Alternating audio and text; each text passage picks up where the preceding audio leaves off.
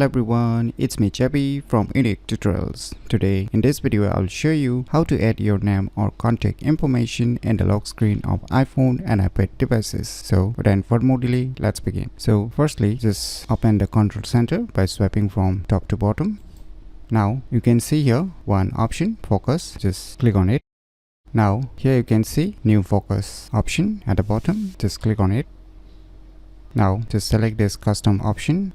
Now keep the name or contact information you want to add. So let me type some name. You can change the color of the text also, and you can change the emoji icons also, whichever emoji icons you want. And once you're done, you can just click on this next.